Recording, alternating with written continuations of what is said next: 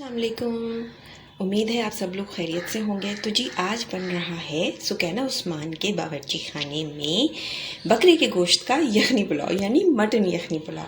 تو اجزاء دیکھ لیجئے۔ سب سے پہلے ہمیں پوٹلی بنانی ہوگی۔ پوٹلی بنانے کے لیے جیسا کہ آپ دیکھ رہے ہیں، میں نے ایک ململ کا ٹکڑا لیا ہے، اس کے اوپر سونف اور یہ جو ثابت دھنیا ہوتا ہے وہ لیا ہے۔ ثابت دھنیا تھوڑا سا زیادہ ہے، سونف کم ہے، تقریباً 2.5 ٹیبل سپون سونف ہے اور 3 ٹیبل سپون ثابت دھنیا ہے۔ اس کے علاوہ یہ ایک میڈیم سائز کی پیاز ہے، تھوڑا سا لہسن ہے اور یہ تھوڑی سی ادرک ہے۔ ان کو میں سب سے پہلے پانی میں ڈال دوں گی تاکہ کوئی گرد مٹی وغیرہ ہو تو وہ نکل جائے۔ اس کپڑے کی میں پوٹلی بناؤں گی، اسے پوٹلی بنانا کہتے ہیں۔ یخنی ان سب چیزوں کے ساتھ بنے گی۔ تو یخنی پلاؤ میں ڈالنے کے لیے چند اور مسالے بھی نوٹ کر لیجیے۔ یہ دیکھیے، یہ 4 میڈیم سائز کی پیاز ہے، اسے میں باریک کاٹ لوں گی۔ یہ لہسن اور ادرک ہے جسے مجھے پیسنا ہے۔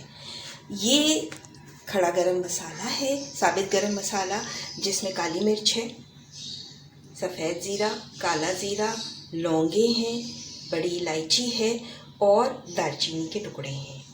یہ تمام چیزیں پیسی نہیں جائیں گی، یہ تمام چیزیں ہم ڈالیں گے اس کے اندر ثابت ہی جس وقت ہم گوشت کو بھوننے لگیں گے۔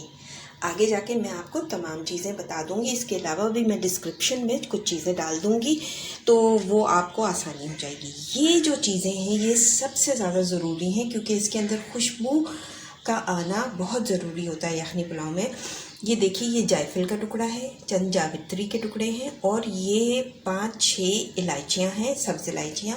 ان کو ہمیں پیسنا ہے۔ ان کا استعمال بالکل آخر میں ہوگا اور وہ میں آپ کو بعد میں بتاؤں گی۔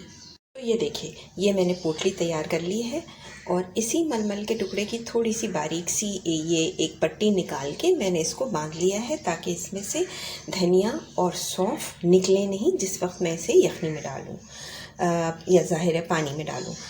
اس کو بھی میں اس کے ساتھ تھوڑی دیر کے لیے بھگا دوں گی تاکہ اس کے اندر بھی اگر کوئی گرد مٹی ہو تو وہ نکل جائے۔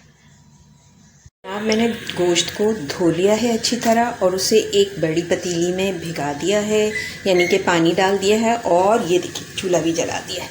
اب اس کے اندر جو ہم نے بھیگی ہوئی چیزیں رکھی تھیں الگ سے، وہ اب صاف ہو چکی ہیں، اس میں کوئی گرد مٹی دھول نہیں ہے اور اس کو میں چڑھا دوں گی۔ اس میں 1 چائے کا چمچہ نمک ڈالوں گی، لیکن بہت زیادہ بھر کے نہیں کیونکہ بعد میں بھی نمک پڑتا ہے، اس لیے بہتر یہ ہے کہ ہم احتیاط کریں اور بہت زیادہ نمک نہ ڈالیں۔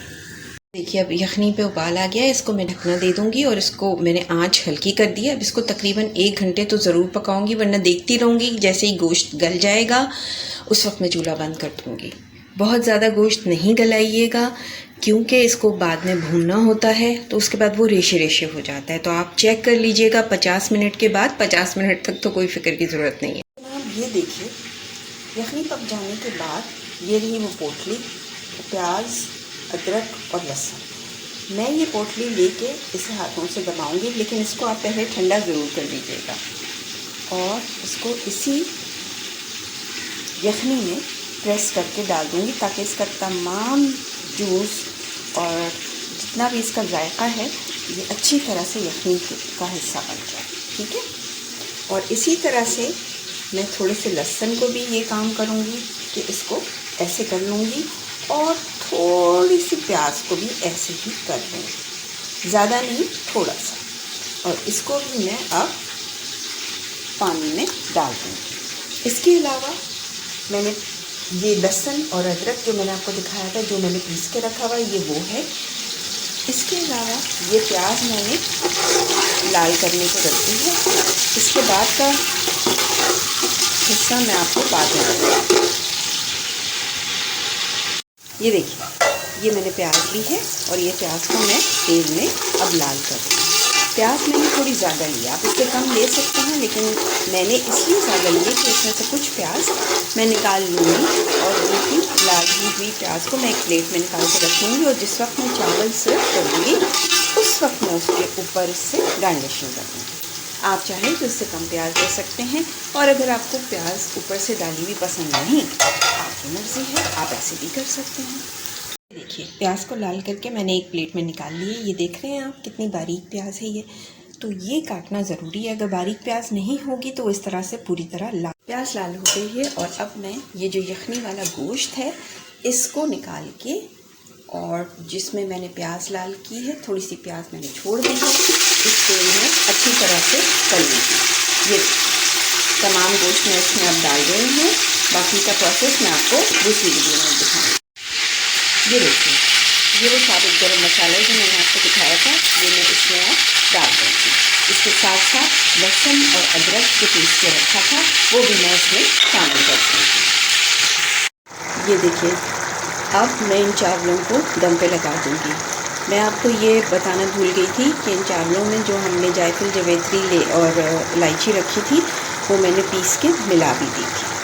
دم لگانے کا بھی طریقہ آپ دیکھ لیجئے. میں زیادہ تر اخبار کے ساتھ دم لگاتی ہوں، اور آنچ دیکھیے میں نے بالکل تیز رکھی ہوئی ہے. 4 سے 5 منٹ بعد جب یہاں سے ہلکا ہلکا پانی آ جائے گا اور اندر سے سٹیم بن جائے گی تو اس وقت میں آنچ کو ہلکا کروں گی. اور اوپر وزن دینے کے لیے یہ میں نے اپنا پیالہ جو ہے پتھر کا ہاون دستہ جسے کہا جاتا ہے وہ رکھ دیا ہے. ٹھیک ہے، یہ دیکھیے چاول دم پر آ گئے ہیں. میں نے اس کا ڈھکنا کھول لیا ہے. یہ دیکھیے، قریب سے دیکھ لیجئے. یہ دیکھیے چاول کے دانے تمام الگ الگ ہیں. بے انتہا خوشبو آ رہی ہے. آپ بھی بنائیے، گھر والوں کو کھلائیے، خود بھی کھائیے. اللہ حافظ. اور یاد سے میرے چینل کو لائک، شیئر اور سبسکرائب ضرور کیجیے. یہ رہی پلاؤ کی فائنل لک.